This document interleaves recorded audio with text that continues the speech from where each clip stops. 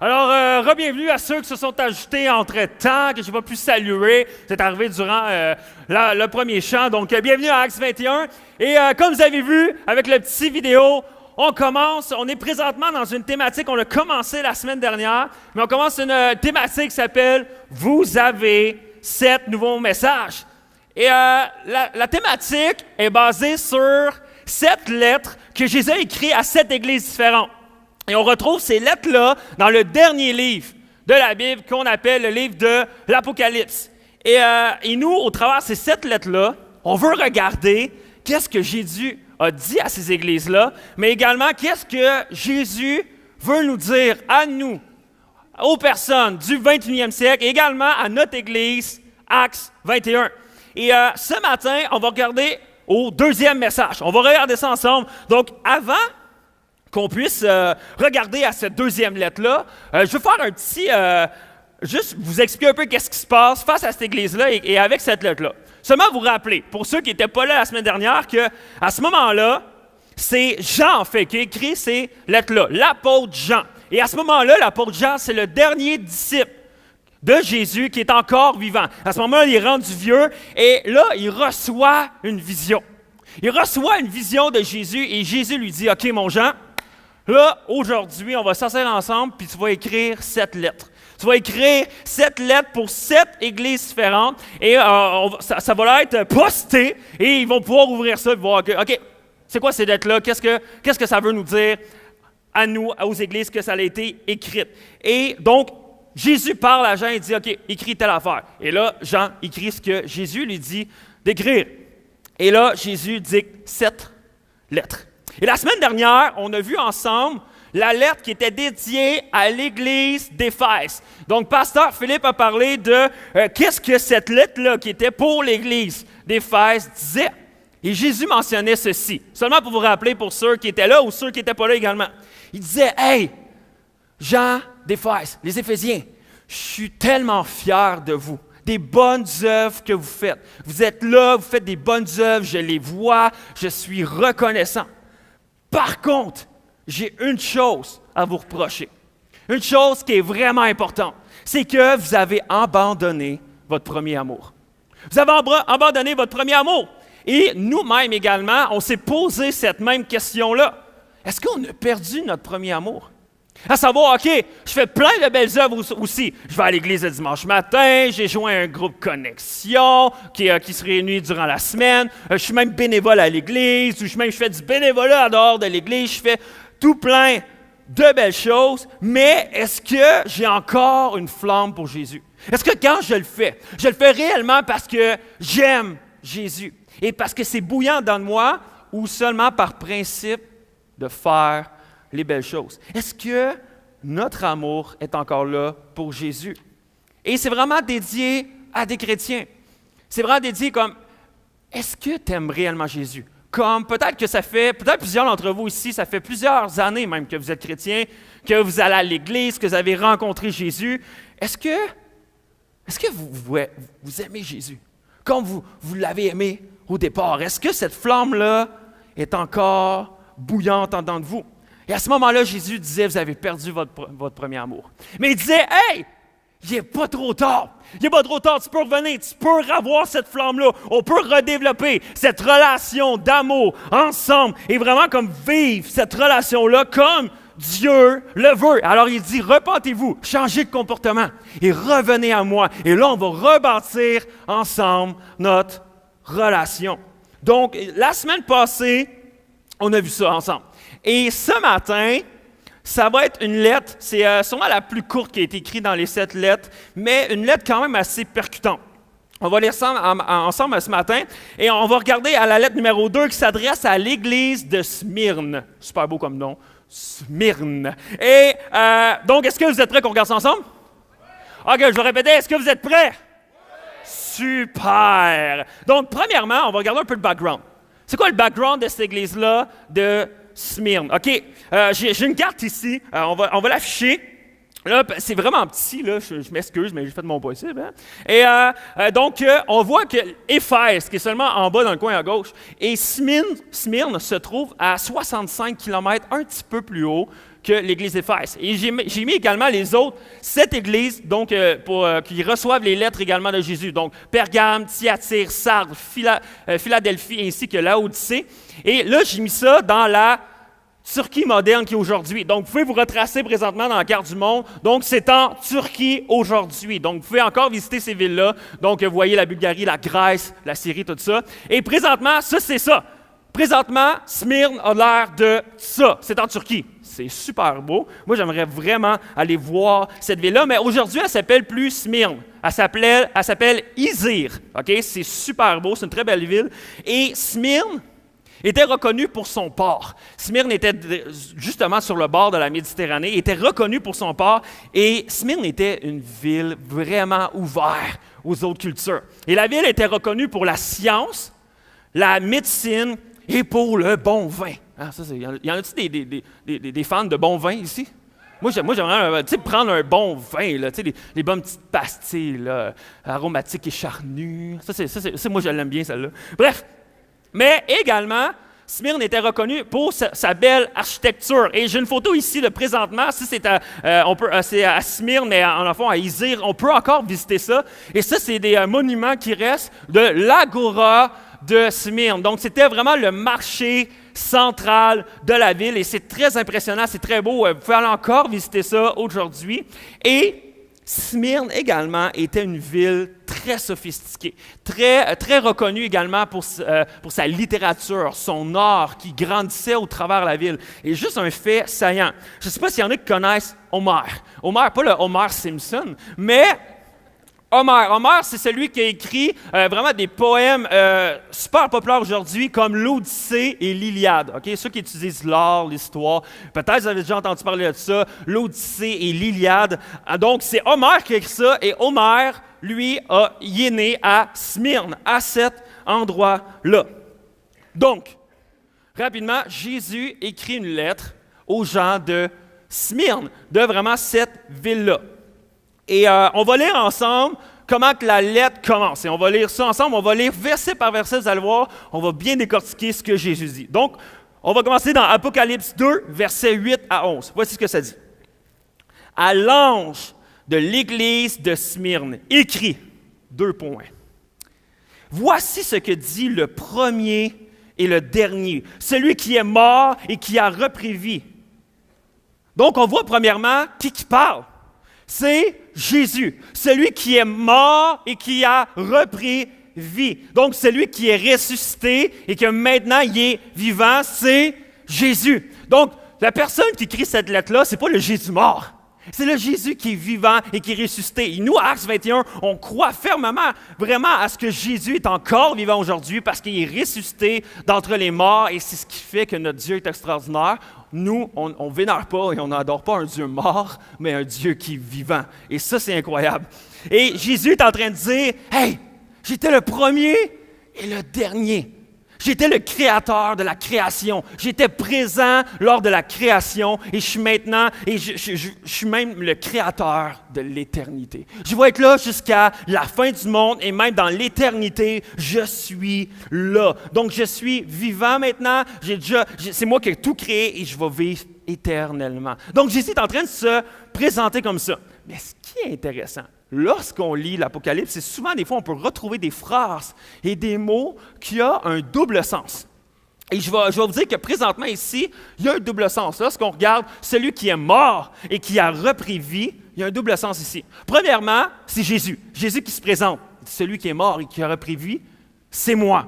Mais le deuxième sens, qui est vraiment intéressant, c'est que la ville de Smyrne avait été complètement... Dans le fond, elle a été créée environ 3000 ans avant Jésus-Christ. Et ensuite de ça, 600 ans avant Jésus-Christ, elle a été complètement rasiée, complètement détruite à cause des guerres. Et vraiment, là, ils ont décidé de détruire la ville de Smyrne. Donc, fini, niet, elle n'existe plus.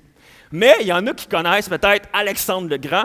Donc, ça, il y a des recherches qui démontrent que c'est sûrement Alexandre le Grand qui aurait dit, OK, maintenant, on doit reconstruire la ville de Smyrne. Donc, en 290 avant Jésus-Christ, ils ont décidé de rebâtir complètement à neuf la ville de Smyrne. Et à cause de ça, Smyrne avait un surnom.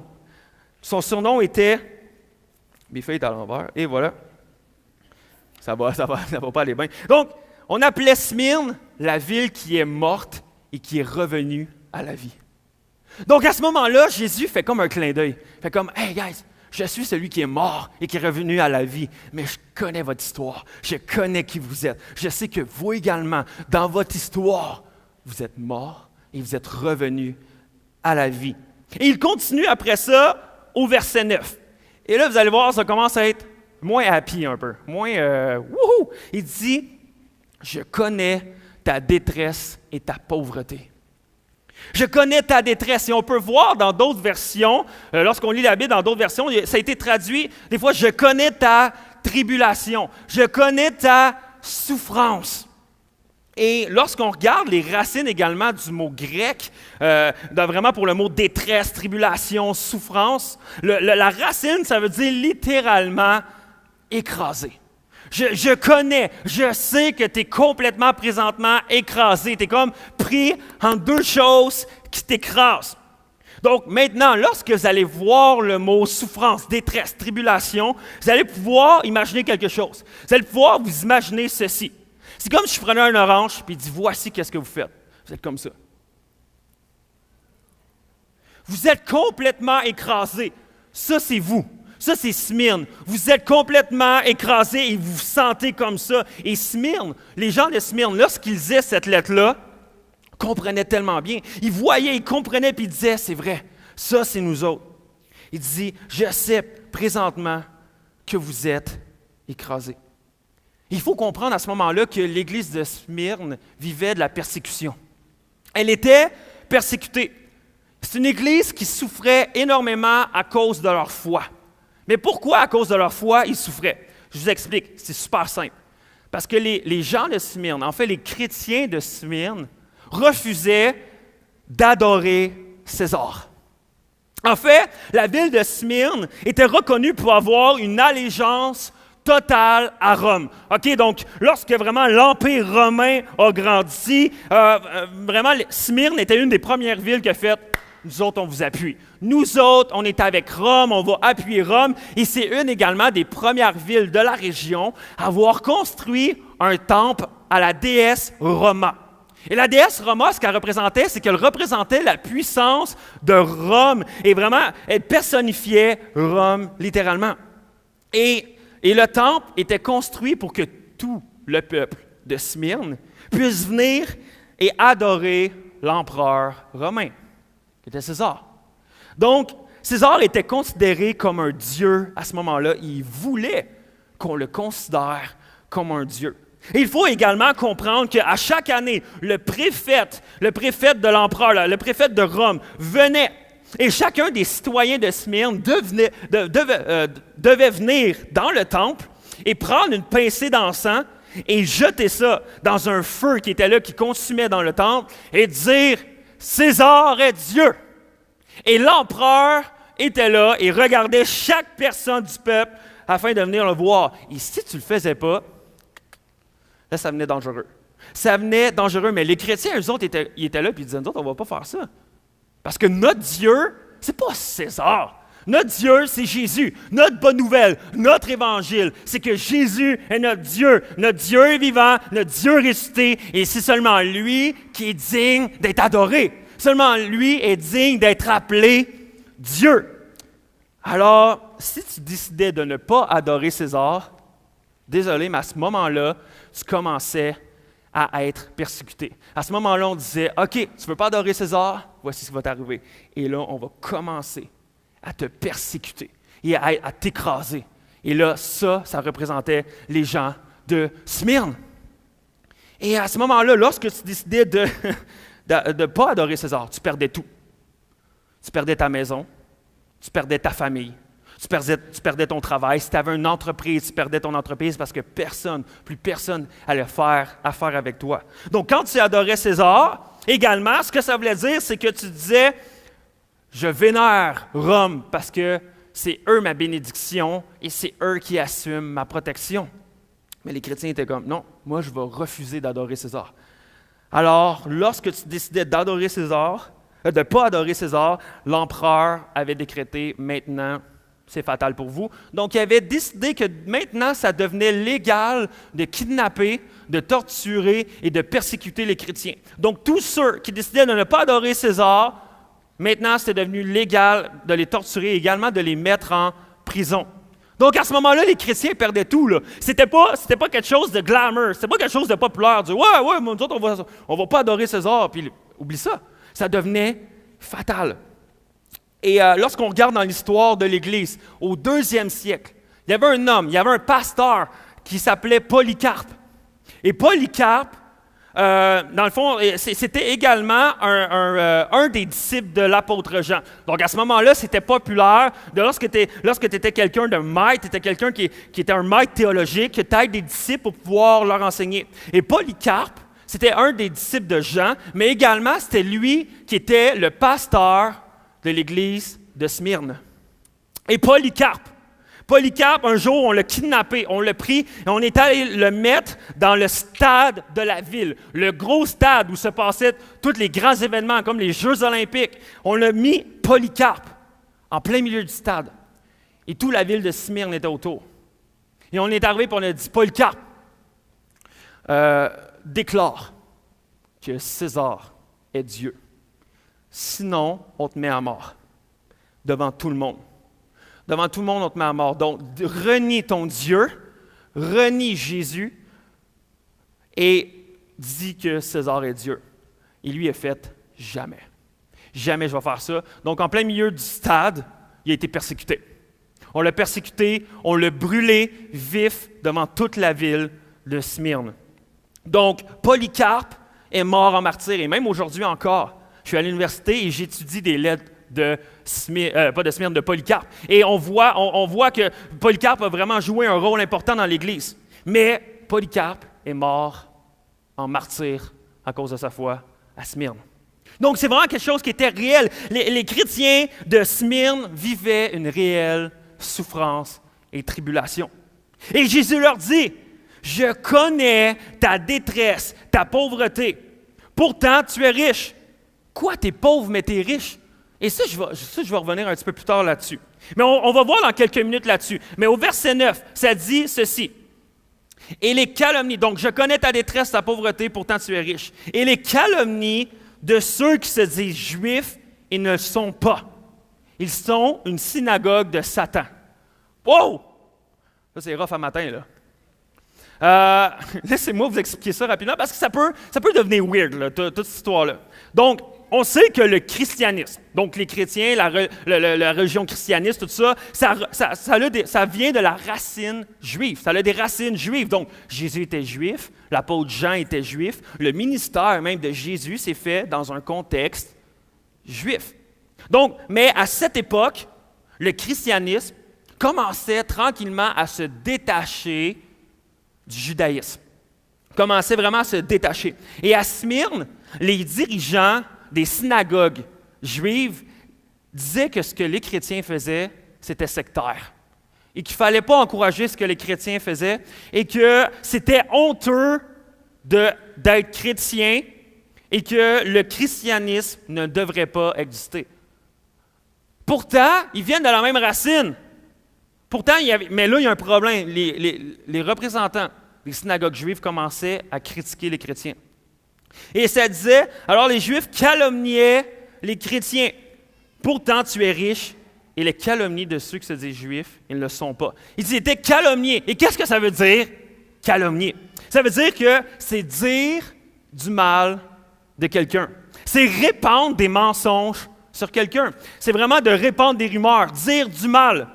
Donc, à ce moment-là, lorsqu'il y avait des problèmes dans la ville, je ne sais pas, il y a eu une bagarre, il y a eu une émeute, il y a eu un vol, il y a quoi que ce soit. À chaque fois, les représentants des synagogues juives sortaient et disaient « Hey, c'est les chrétiens, ça.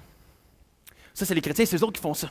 Pas vrai, il faut arrêter les chrétiens. » Puis ils commençaient, à chaque fois, puis ils répandaient des rumeurs. « Hey, c'est pas qu'est-ce que les chrétiens, les autres, ils font. » Puis là, tranquillement, ils n'arrêtaient pas de critiquer les chrétiens et dire constamment, à chaque fois qu'il y avait quelque chose dans la ville qui se passait de mal, ils disaient que c'était les chrétiens. Et à ce moment-là, ils répandaient des rumeurs, ils répandaient vraiment comme la terreur à propos des chrétiens. Et à ce moment-là, Jésus déclare quelque chose de quand même grand. Il dit, ça là, c'est pas de moi. Ça, c'est satanique. Ces juifs-là, en fait, qui se disent juifs, mais qui disent des choses tellement malsaines sur mon peuple, sur les chrétiens, ça, c'est satanique. C'est démoniaque. Leurs motivations sont démoniaques. Et là, je sais que parler de Satan et de démoniaque, là, peut-être ça te brasse un matin. Là, tu es là, wow, moi, ces affaires-là, je ne suis pas trop certain. Peut-être même ça te fait peur. Peut-être c'est pas trop parce que c'est pas populaire de parler de Satan. Là. C'est pas populaire, mais au travers de la Bible entière, la Bible est claire et précise. Satan existe. Si le bien existe, le mal existe. Et le mal est représenté par Satan. Et donc, Satan, son rôle, son but, sa motivation, c'est que aucune personne humaine puisse rencontrer son Créateur. Qu'aucune personne sur terre puisse rencontrer Jésus, puisse rencontrer Dieu, le Maître de l'univers, et qu'il puisse connaître c'est quoi avoir la vie éternelle. Donc ça, c'est le plan de Satan. Donc à chaque fois, s'il peut chacun d'entre nous détourner de ce que Dieu désire, et c'est pas, il y en a qui vont déclarer des fois que Satan, ça a été inventé dans l'Église pour contrôler le monde. Non, la Bible est claire. Satan existe, comme Dieu existe. Mais le but de Satan, c'est vraiment de nous détourner de Dieu. Et Jésus déclare, eux autres, là, les leaders de la synagogue juive, là, c'est pas vraiment des leaders juifs. C'est vraiment des personnes qui sont entraînées par quelque chose de satanique, puis ils détestent les chrétiens. Et c'est pourquoi Jésus déclare au verset 9, « Je connais ta détresse, ta pauvreté, pourtant tu es riche. Et les calomnies de ceux qui se disent juifs, ils ne le sont pas. Ils sont une synagogue de Satan. » Et il continue maintenant au verset 10. Et là, on va lire ça ensemble. Voici ce que ça dit. « N'aie aucune peur de ce que tu vas souffrir. Le diable va jeter quelques-uns d'entre vous en prison pour que vous soyez mis à l'épreuve. Vous connaîtrez la détresse pendant 10 jours. » OK. On va être juste honnête un peu. C'est un peu difficile pour nous, aujourd'hui, à Sherbrooke, de comprendre c'est quoi être persécuté à cause que tu es chrétien. Honnêtement. En tout cas, pour moi, c'est difficile un peu à comprendre. Parce qu'aujourd'hui, on est en 2017, au Québec, qu'on est pas mal libre de vraiment pratiquer n'importe quelle religion. On est pas mal libre, puis on ne se fera pas persécuter. Peut-être que tu vas arriver à job, dans un party de job, puis il y en a qui vont faire une couple de jokes pour te narguer un peu, pour t'écœurer. Peut-être dans ta famille, ça va faire la même chose, mais jamais on va te kicker out de ta maison ou on va te dire de t'en aller du travail parce que tu es chrétien. En fait, c'est vraiment rare, là. Ça n'arrivera pas. On ne vit pas vraiment cette persécution-là. Puis on voit de plus en plus d'églises protestantes, évangéliques naître. Et même encore, il y a certaines places que même les églises catholiques vivent des réveils et qu'il y a des gens qui vont à l'église. Donc, on est libre. On ne se fait pas tuer parce qu'on va à l'église ici au Québec. Là. Mais, c'est pas comme ça partout ailleurs. En fait, être chrétien en 2017 peut être fatal à certains endroits. Comme en 2018, ouais, c'est parce que j'ai des données de 2017. Parce qu'on a décrété qu'en 2017, c'était une des années les plus violentes pour la persécution des chrétiens partout dans le monde. Présentement, si tu vas en Inde ou en Corée du Nord, tu peux te faire mettre en prison puis te faire tuer si tu dis que tu es chrétien. Et à plein d'endroits dans le monde, c'est encore super dangereux de dire que tu es chrétien. Et pour moi, c'est difficile de comprendre ça. Pour le fait d'être persécuté pour ma foi, c'est difficile pour moi de comprendre ça. Et j'ai une carte ici qui démontre un peu les endroits dans le monde où c'est vraiment le risque est comme élevé, très élevé et extrême de dire que tu es chrétien. Et ça, c'est vrai, là. C'est aujourd'hui, en 2018. Et aujourd'hui, il y a plus de 215 millions de chrétiens qui subissent un certain degré de persécution passant de élevé à extrême. 215 millions, dans plus de 60 pays du monde. Et ça, c'est vrai. Et dans chacun de ces continents-là, vraiment, la destruction d'églises chrétiennes, elle a doublé. Et présentement, les endroits les plus touchés, dont au premier rang, j'ai une petite liste ici, on voit la Corée du Nord. Et il y a d'autres places qu'on connaît également, qui est commun pour nous. On voit comme Afghanistan, l'Irak, le Pakistan, l'Iran, le Yémen. Mais présentement, pendant qu'on se parle, ce matin, en Corée du Nord, il y a plus de 70 000 chrétiens prisonniers dans des camps d'esclavage, qui se font persécuter jour après jour, présentement en Corée du Nord. Puis leur crime, c'est soit de posséder une Bible ou se dire qu'ils sont chrétiens. Aujourd'hui, pendant qu'on se parle. Et en 15e position, je ne l'ai pas ici, mais on a la Syrie.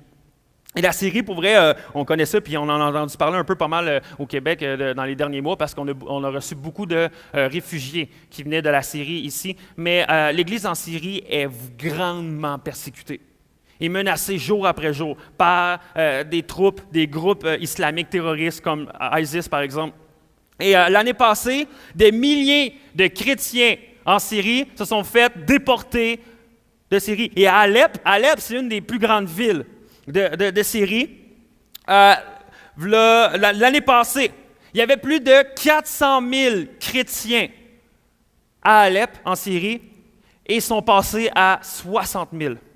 Ils ont déporté plus de 340 000 chrétiens pour dire maintenant, vous sortez du pays. Et honnêtement, je pense qu'à Acts, en fait, je crois qu'à Acts 21, on a besoin d'être soumis à cette réalité-là. Que vraiment, il y a des chrétiens partout dans le monde qui se font persécuter. Et présentement, chaque mois, j'ai un petit graphique. Présentement, chaque mois, on peut compter plus de 322 chrétiens tués pour leur foi. 214 églises ou propriétés chrétiennes sont détruites à chaque mois.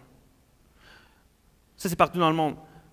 Partout dans le monde, à chaque mois, il y a environ 772 formes de violence commises envers des chrétiens. Donc, ils sont arrêtés, sont torturés, sont kidnappés, sont enlevés.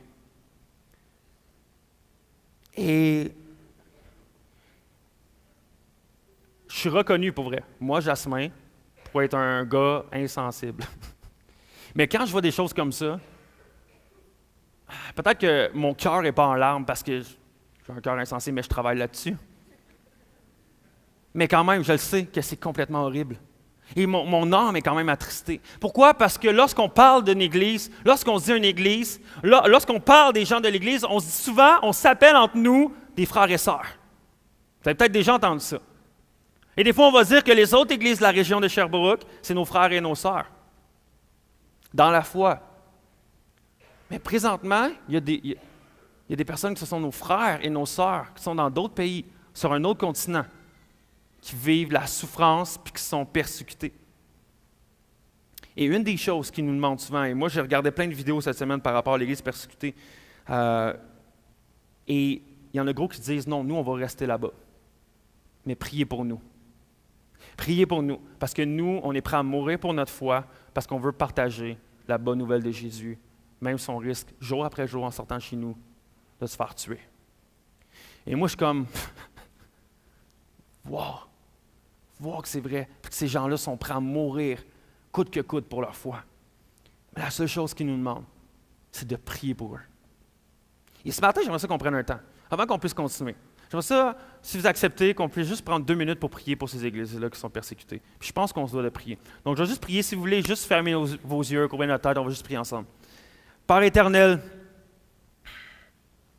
nos cœurs sont attristés ce matin de voir à quel point il y a plein de chrétiens, il y a plein de frères et sœurs que présentement ils se font persécuter pour leur foi. Seigneur, on prie que tu puisses leur venir en aide. Même si nous, présentement, on peut se sentir impuissants, on ne sait pas qu'est-ce qu'on peut faire pour eux, mais Père éternel, toi, tu sais qu'est-ce que tu peux faire pour eux. Et je te prie, Père éternel, de leur donner de la persévérance, leur donner de la joie coûte que coûte, une paix et un espoir profond, peu importe les souffrances qu'ils vivent présentement. Et je te prie également, en fait, je veux te remercier pour nous ici, qu'on vit dans une liberté incroyable, qu'on peut être ici, dimanche après dimanche, venir ici avec notre Bible, aller dans des groupes connexion. On n'est pas obligé de faire ça dans des endroits secrets, aller dans des grottes pour ouvrir notre Bible. Mais on est libre. Je te remercie pour ça, mais aide chacune des personnes et donne-leur encore plus de foi, encore plus de zèle pour pouvoir te partager, pour qu'ils puissent avoir encore plus de gens, de personnes qui puissent découvrir à quel point tu es le seul vrai Dieu, tu es incroyable et tu es merveilleux. Donc, Père éternel, on te remercie parce que tu es un Dieu qui écoute nos prières et vient en aide à tous ces chrétiens-là qui présentement sont persécutés. C'est dans ton nom que j'ai prié. Amen.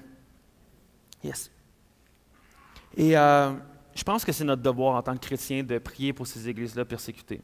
Et je veux vous encourager peut-être que si vous aimeriez avoir plus de renseignements concernant les églises persécutées, il y a un site internet qui s'appelle Porte Ouverte. Donc, si vous allez peu importe sur Google, vous écrivez Porte Ouverte, également avec Église, vous allez arriver sur leur site internet, vous allez pouvoir voir plein de vidéos, plein de renseignements, même des cartes, des revues également que vous pouvez recevoir à la maison. Mais juste vous encourager peut-être même à avoir à cœur de prier pour eux et de continuer. Ici, il y en a même durant votre groupe Connexion, vous voulez prier pour ces églises-là persécutées. Je pense que ça peut faire, en fait, je suis convaincu que ça peut faire une grande différence parce que nos prières sont entendues par Dieu.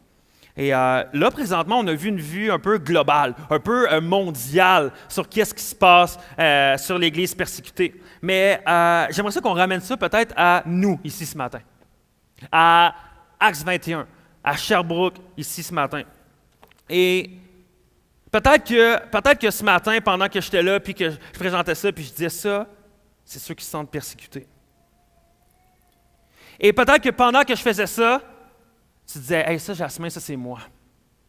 Ça, c'est moi. Ça, là, pour vrai, cet orange-là qui se fait écraser, ça, c'est moi. C'est moi, ça, qui se sent comme ça. Et ça me représente. Et tu t'es senti vraiment, wow, ça me parle. C'est moi, ça. Parce que pour vrai, on ne va pas se fermer les yeux. Il y a des gens autour de nous qui souffrent. Il y a des gens partout dans le monde, dans notre travail ici, partout à Sherbrooke, dans notre école, dans notre famille, qui souffrent. Et je le sais, également en étant pasteur ici à Acts 21, je sais qu'il y a des gens de l'Église qui souffrent réellement, que vous vivez une certaine pression. Vous vivez cette pression-là de dire, ça c'est moi, je vis cette pression-là, jour après jour, ça c'est moi. Cette tribulation-là, ces genres de souffrances-là, je me sens comme ça. Je me sens comme cet orange-là, écrasé. Peut-être que c'est ta famille qui se sent écrasée. Sentir écrasé aujourd'hui, en 2018, c'est quoi? C'est être parent. D'être couché à 3 heures du matin, mais pas être capable de dormir parce que ta fille de 17 ans était censée rentrer à 10 heures, puis là, il est 3 heures du matin, puis elle n'est pas rentrée. Puis là, tu te dis, qu'est-ce qui est arrivé? Puis tu commences à t'inquiéter. Puis tu ne sais pas où. Tu ne sais pas qu'est-ce qui se passe. Et là, tu te sens impuissant, puis tu ne sais pas si ça va rentrer. Puis c'est pas que si elle rentre, et là, tu essaies juste d'entendre la porte ouvrir, fermer, puis d'être soulagé. Puis tu sais pas si ça va rentrer sobre. Tu sais pas si ça va être à jeun quand elle va rentrer. Tu sais pas qu'est-ce qui va arriver. Ça peut être votre genre de souffrance. Ça peut être que ta souffrance présentement, ça peut être de rentrer dans le bureau du médecin puis qu'il t'annonce une nouvelle écrasante. Je vous annonce que vous avez un cancer. Puis que vous avez on doit commencer la chimio là, parce que c'est tragique. Et là, vous vous sentez écrasé. Écrasé. Ça peut être que présentement, dans votre couple, vous vous sentez complètement écrasé. Peut-être que même si je passais un sondage présentement, partout dans l'Église, si je vous demanderais comment ça va, votre situation financière, vous dites, ben moi, pour elle, ça va super bien, ma situation, on est complet, présentement, ça va super bien, on a des bons placements, on a des bons REER, on sent bien, on se permet de faire quelques voyages, ça va super bien. Mais il y en a d'autres qui disent, non, présentement, notre situation financière, c'est ça. On est écrasé. Ça va pas bien. Il est arrivé que présentement, notre maison, on a eu un dégât d'eau, que présentement, notre auto a juste brisé, puis là, on doit faire des paiements, on doit faire plein de choses. Et là, on se sent complètement écrasé financièrement, ça va pas. Et là, des fois, on pourrait dire, ouais, mais c'est pas comme si on était en série. Non, il ne faut pas abaisser nos souffrances. Parce que nos souffrances qu'on vit présentement, jour après jour, que les gens vivent autour de nous, jour après jour, sont réelles. Et Dieu comprend ta souffrance, connaît ta souffrance. Il veut nous soutenir dans notre souffrance. Et quand que Dieu écrit la lettre à Smyrne, et nous, cette lettre-là, elle nous a été envoyée également dans le livre de la Bible, dans l'Apocalypse, parce qu'on peut se l'appliquer à nous aujourd'hui. Et lorsqu'il écrit au verset 9, « Je connais ta détresse et ta pauvreté. » C'est quoi plus encourageant de comprendre et de voir que Dieu nous dit, « Hey, je connais ta souffrance. » Notre Dieu connaît notre détresse, connaît notre souffrance. Pourquoi? Pourquoi qu'il nous dit ça? Parce qu'il sait comment on est les humains. Parce que lorsqu'on souffre, lorsqu'on ne va pas bien, notre premier feeling, c'est de faire, peu importe qui nous dit « Hey, lâche pas » ou « Je comprends », tu fais comme « Non, tu ne peux pas comprendre ce que je vis. » Notre premier feeling, les autres ne peuvent pas comprendre. Personne ne peut comprendre ce que je vis réellement. Et c'est vrai que c'est ce premier feeling-là qu'on vit. Mais Dieu dit « Hey! Je connais ta souffrance. Je sais ce que tu vis. Je comprends totalement ce que tu vis. Je sais en plus que présentement tu vis ça. » Et qui de mieux placé pour comprendre notre souffrance que Jésus, que lui a vécu cette souffrance également. Regardez ce que ça dit dans Hébreux 12, 18. Ça dit, « Et maintenant, il peut secourir ceux qui sont tentés parce qu'il a passé lui-même par la tentation et la souffrance. » Jésus a passé lui-même par toute la souffrance et la tentation. Il sait qu'est-ce qu'on vit. Et ça nous dit que Jésus peut nous secourir. Jésus peut nous secourir parce que lui-même a passé par là. Et comment Jésus commence sa lettre à Smyrne? « Je suis celui qui est mort et qui est revenu à la vie. » Jésus est celui qui a été écrasé à la croix et qui a été complètement détruit, qui a été persécuté, qui a vécu vraiment, on lui a fait du mal complètement, mais qui est passé au travers de ça et qui est ressuscité et que maintenant, il est vivant. Jésus dit, « Je sais c'est quoi la douleur, je sais c'est quoi le rejet, je sais toute la souffrance que tu vis. » Notre Sauveur a été ridiculisé, arrêté, jugé injustement, torturé, exécuté. Mais il dit, « Je suis revenu à la vie. » Je suis revenu à la vie. Fait qu'il dit, « Hey, fais-moi confiance. Fais-moi confiance. » Et j'aimerais dire que lorsque tu vis des souffrances, souvent notre regard est comme ça. Et on focus seulement sur notre souffrance. Mais j'aimerais dire ce matin que ta vie fait partie d'une histoire beaucoup plus grande. Ta vie fait partie d'une histoire beaucoup plus grande. Et lorsqu'on est chrétien, il y a quelque chose de plus grand que ça. Et cette histoire-là est en deux parties. La première partie, c'est qu'on voit la crucifixion de Jésus. On voit que Jésus s'est fait persécuter, torturer, écraser, juger injustement et que vraiment il a souffert une détresse incroyablement. Mais après, il y a la résurrection. Il y a la résurrection et par la puissance de Dieu, Jésus est revenu à la vie. Il est maintenant libéré et maintenant il y a une vie de joie, de paix et d'espérance. Et Jésus nous dit, si tu me suis, tu vas vivre la même chose. Si tu me suis, il y a un espoir au bout de tes souffrances. On pourra dire maintenant, chacun d'entre nous, je sais où que je m'en vais. Peu importe par où je passe, je le sais où est-ce que je m'en vais. Et là, à ce moment-là, à Smyrne, les chrétiens se font persécuter. Et Jésus leur donne des paroles vraiment réconfortantes. Il dit, hey, je suis passé par là, je peux vous aider. Et je sais que lorsque je faisais ce message-là, je le savais. Je suis convaincu dans mon esprit qu'il y a des personnes ici dans la salle que c'est pour vous ce matin. Je suis convaincu que c'est pour vous ce matin que vous vous sentez pas bien. Vous avez une souffrance. Vous avez une détresse. Ça peut être spirituel, ça peut être physique, ça peut être mental, ça peut être psychologique. Peu importe, mais vous souffrez. Et je sais qu'il y a certaines personnes, c'est pour vous ce message-là ce matin. Et Jésus, je suis convaincu qu'il aimerait vous dire, « Hey! Je suis avec toi. » Pendant que tu es en train de recevoir une nouvelle effrayante de ton médecin, je suis avec toi. Pendant que tu es en train de vouloir tout laisser tomber dans ta famille, je suis avec toi. Présentement, ton couple est en train de se briser, je suis avec toi. Pendant que tu es en train de peut-être perdre ton emploi, puis ça va pas bien, puis tu sais pas qu'est-ce qui va arriver financièrement, Jésus dit, je suis avec toi. Yes, yes!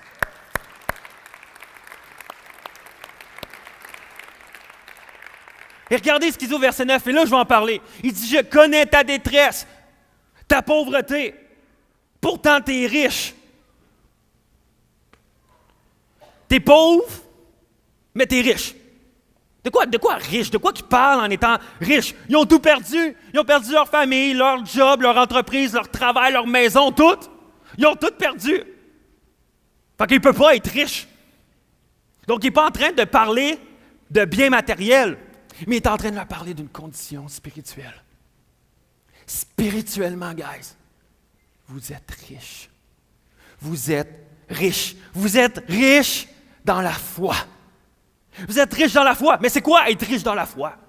C'est quoi être riche dans la foi? Une des premières choses que ça veut dire être riche dans la foi, c'est que Dieu, Jésus, te donne l'habileté que malgré, pendant que tu étais écrasé comme ça, Jésus te donne l'habileté d'expérimenter une joie incroyable. D'expérimenter une joie et une paix au milieu de tes souffrances.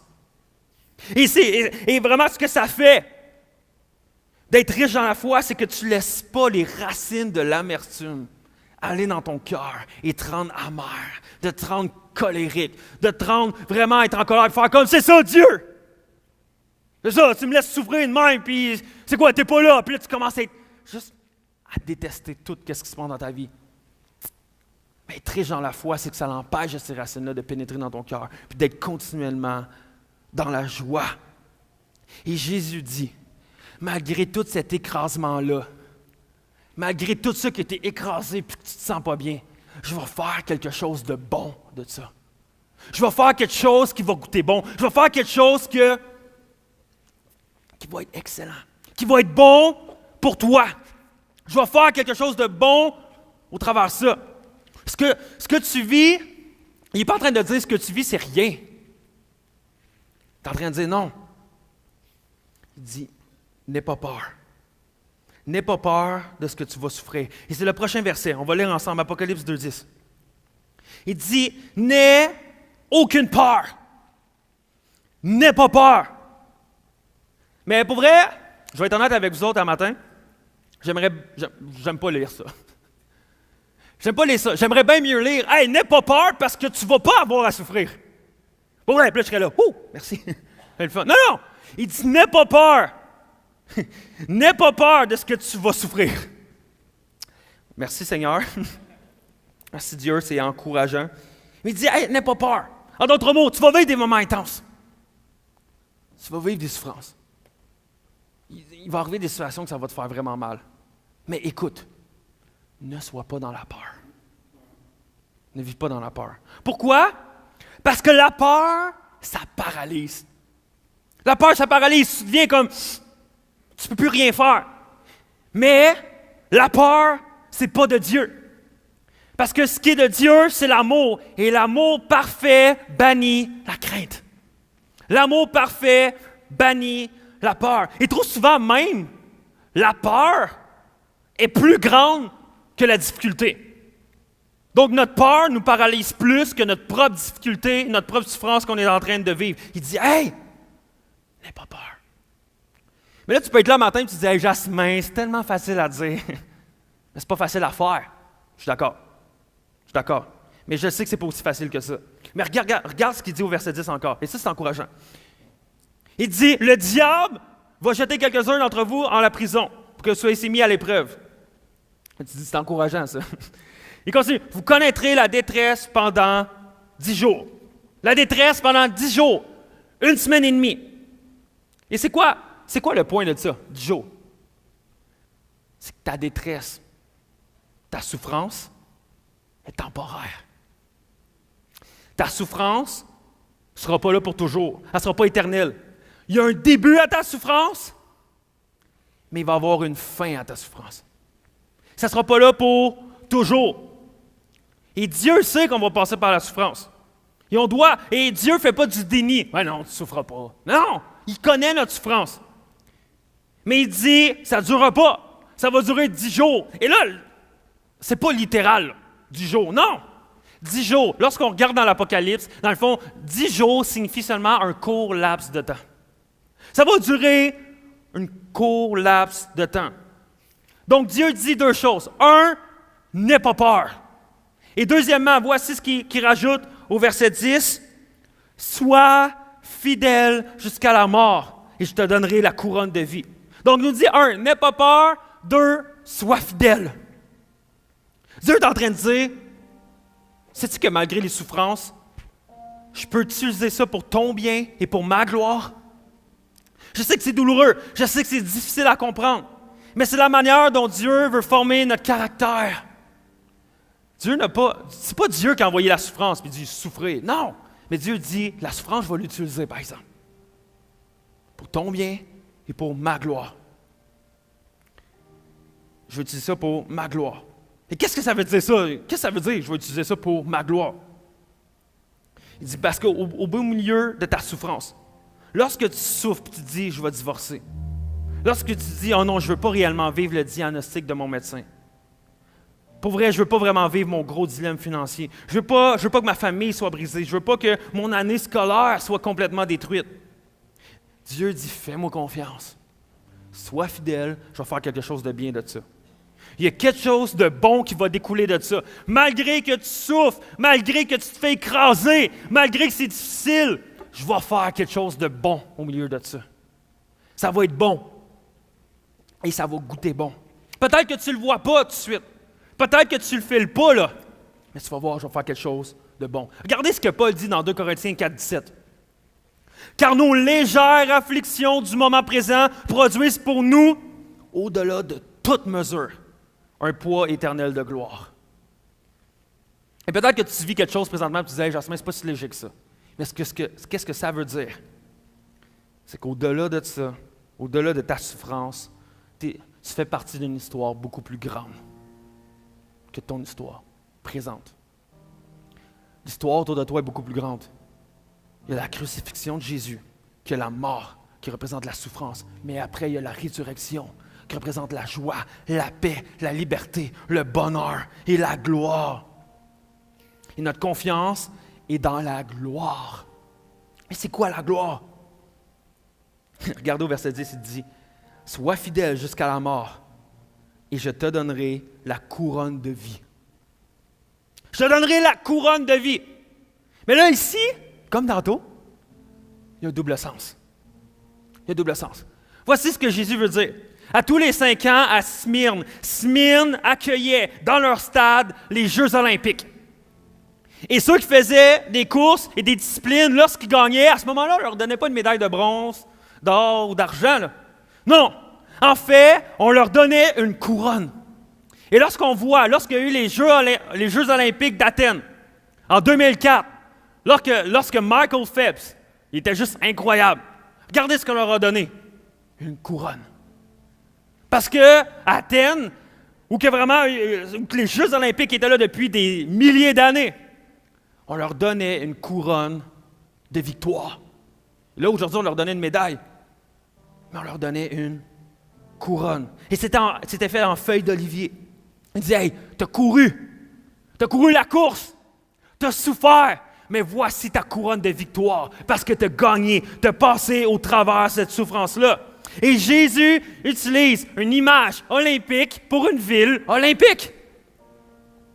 Il dit aux gens de Smyrne, « Hey, restez fidèles, n'ayez pas peur, parce que vous allez surpasser cette souffrance-là, et je vais vous donner la couronne de vie. » Et c'est la promesse d'une gloire éternelle.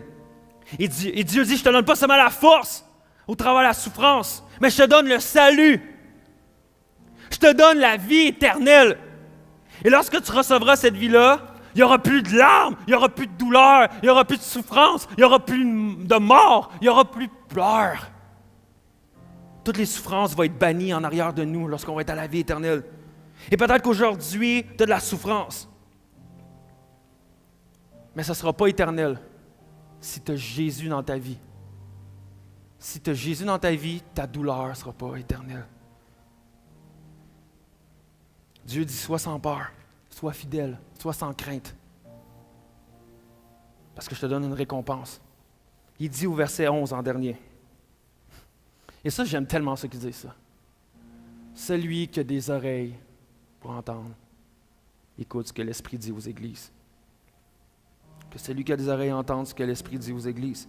Celui qui vaincra n'aura pas à souffrir la seconde mort. Et la Bible nous dit que chacun d'entre nous, on va mourir un jour. Moi, je vais mourir un jour. Ça, c'est une statistique impressionnante. 100% d'entre nous, on va mourir. Je vous le dis. C'est sûr qu'aime les statistiques, là, je t'en ai donné une. La Bible dit que chacun de nous, on va mourir. Mais chacun d'entre nous, on va faire face à un jugement. Et ça veut dire qu'à ce moment-là, chacune des personnes, lorsqu'on va mourir, on va se retrouver devant Dieu et on va faire face à un jugement. Mais si nous plaçons notre confiance en Jésus, si nous plaçons notre foi en Jésus, on va avoir la vie éternelle. Et ça, qu'est-ce que ça veut dire? Dieu est en train de dire, au beau milieu de ta souffrance, si tu mets ta confiance en moi, tu restes fidèle et sans crainte, un jour va venir le moment où tu vas mourir. Comme nous tous. Mais lorsque tu vas mourir, Dieu va dire, viens ici. Il va dire, viens ici. Il va arriver, il va dire, monte sur le podium. Monte sur le podium. Il va dire, monte. Il dit, baisse ta tête, parce que je vais te donner la couronne de vie. La couronne de victoire. Et ça, c'est la couronne de la vie éternelle. Au beau milieu de ta souffrance, ton espoir et ma gloire, c'est la vie éternelle. Monte sur le podium. Il va dire, c'est bon, fidèle serviteur, entre dans la joie de ton maître. Et moi, j'ai à cœur, c'est mon rêve de me faire dire ça. D'arriver devant Dieu, il va dire, c'est bon, fidèle serviteur, entre dans la joie de ton maître. Et Smyrne est l'une des deux églises qui reçoit aucun jugement de Dieu. Aucun jugement de Jésus. Et vous allez voir dans les prochaines lettres, dans les prochaines semaines. Je vous encourage à être là. Ils ne reçoivent aucune correction, mais seulement des paroles réconfortantes. Des paroles de réconfort. Et Jésus, ce matin, veut nous réconforter, veut nous parler, veut nous donner cet espoir-là au travers de nos souffrances. Et honnêtement, personnellement, pour moi, Jasmin, ce n'est pas un message que j'ai l'habitude de faire. Pour ceux qui me connaissent un peu, j'aime plus être joyeux et drôle et pépé, faire des blagues. La réalité, c'est que la Bible nous dit de nous réjouir avec ceux qui se réjouissent, mais de pleurer avec ceux qui pleurent. Il y a des gens ici ce matin que votre âme pleure. Et je ne peux pas passer aux côtés. De prier pour vous et de vous annoncer la bonne nouvelle de Jésus pour que ça puisse être votre espoir ce matin. Et Jésus veut nous réconforter. Et j'aimerais ça qu'on prie pour vous ce matin. Et je vais prier avec vous, là. Mais je sais qu'on a une équipe d'anciens, on a des équipes de prière ici à Axe.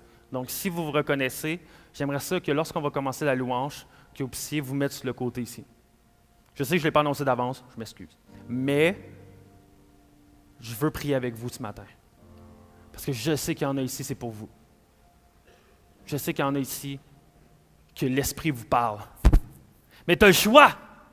Comme au verset 11. Que celui qui a des oreilles entende. Tu peux boucher tes oreilles et faire comme non. Moi, je suis fort, c'est ma propre force, m'a passé au travers. Puis non, pas besoin de personne, moi. OK, peut-être présentement, durant tes souffrances, tu penses y arriver toute seule. Mais la vie éternelle, tu ne peux pas y arriver toute seule, par exemple. Et c'est là que ta force va être entre les mains de Jésus. Mais je veux prier pour vous ce matin. Et laissez l'Église vous parler. Laissez l'Esprit vous parler ce matin. L'Esprit parle. L'Esprit est ici. Jésus est vivant. Laissez-le vous réconforter ce matin. Et je veux vous encourager. Donc, je veux prier pour vous ce matin. Premièrement, est-ce qu'on peut tous courber notre tête, fermer nos yeux? À l'instant qu'on examine notre cœur, notre corps, notre âme. Avant de prier pour les souffrances, Moi, j'ai la conviction que notre espoir, au-delà de nos souffrances, c'est Jésus et c'est la vie éternelle. Et que là, c'est vrai que toute souffrance va être bannie et qu'il n'arrivera rien. Et qu'on va être dans la joie, dans la paix, dans la liberté. Et cet espoir-là d'avoir la vie éternelle se retrouve seulement dans la foi en Jésus. Et pendant qu'on a tous les yeux fermés, la tête courbée, je veux prier pour toi ce matin. Si tu dis que tu n'as jamais réellement mis ta foi en Dieu, mais que tu veux vivre cet réel espoir qui se trouve dans la vie éternelle et qu'il va avoir une fin à tes souffrances. Et cette confiance-là que tes souffrances vont cesser. Parce que Jésus va te donner la joie, Jésus va te donner la paix, Jésus va te donner la confiance que tu vas passer au travers. Et si c'est toi, pendant que tous les yeux sont fermés, si c'est toi, tu te dis, je veux mettre ma foi en Jésus. Je n'ai jamais mis ma foi en Jésus, mais je veux la mettre. Et je veux croire à cet espoir-là. Si c'est toi ce matin, à l'endroit où tu es, lève ta main parce que je veux prier pour toi. Pendant que tout le monde a les yeux fermés. Si c'est toi, lève ta main, je veux prier pour toi. Oui, je vois vos mains. Oui, je vois vos mains en arrière. Oui, je vois vos mains en arrière. Je vois vos mains en avant. Oui, je vois vos mains. Je veux prier pour vous. Père éternel, je prie pour tous ceux qui décident ce matin, peut-être même pour la première fois, de dire « Je veux mettre ma foi en Jésus ». Parce que présentement, j'en peux plus dans mes souffrances. J'en peux plus de vivre dans la détresse. J'en peux plus de vivre dans des tribulations. Mon âme est affligée, mon cœur, mon corps est affligé. Et je veux avoir un espoir. Je veux vivre cette joie-là malgré la souffrance. Je veux vivre cette paix-là. Et je veux croire également que Dieu peut mettre fin instantanément à mes souffrances. Donc, Père éternel, je te prie pour tous ceux qui présentement décident de mettre leur foi en toi, mais leur foi également que ton sacrifice, c'était de mourir pour leurs péchés et leur donner la vie éternelle. Donc, Père éternel, je te prie de leur mettre une confiance, une foi sincère en toi, qu'en toi, ils ont la vie éternelle et que tu es mort pour leurs péchés et que maintenant tu es ressuscité et que tu leur donnes la vie éternelle, tu leur donnes l'espoir. Et Père éternel, je veux déclarer dans la vie des personnes qui ont levé leurs mains que ce matin, c'est un jour de joie, de paix et d'espoir dans leur souffrance. C'est en ton nom que j'ai prié. Amen. Et je veux prier également pour chacun d'entre vous. Je ne ferai pas lever les mains, mais je veux faire une dernière prière pour tous les gens qui souffrent. Père éternel, je veux te prier pour chacune des personnes ici ce matin. Peut-être qu'ils souffrent physiquement dans leur corps, par une douleur physique. Peut-être que c'est une douleur émotionnelle, que leur âme va mal. Peut-être une douleur à leur cœur, qu'ils ont mal, ça fait mal, ils ont une souffrance. Peut-être mentale, psychologique. Père, je te prie pour toute souffrance. Père, je te prie parce que tu es un Dieu qui nous a créés, tu connais notre corps, tu connais notre âme, tu connais notre esprit, tu connais tout nous. Et je te prie ce matin que par ton esprit, tu puisses envoyer un banc de fraîcheur, un banc de joie, un banc de guérison même dans ce lieu. Que tu puisses guérir les cœurs brisés, que tu puisses guérir vraiment les corps physiquement, que tu puisses guérir les âmes, les blessures, les brisures dans leur cœur. Père, je veux déclarer que ce matin est un jour d'espoir. Mais on veut, Père, prier et déclarer cette paix-là et cette joie-là malgré la souffrance. Mais en même temps que notre espoir est dans la vie éternelle également, là où que toute souffrance va cesser. Donc, merci, Père éternel, de ce que tu vas faire et je te prie que ce matin, ça puisse être un lieu d'espoir et de guérison. Et c'est dans ton nom que j'ai prié. Amen.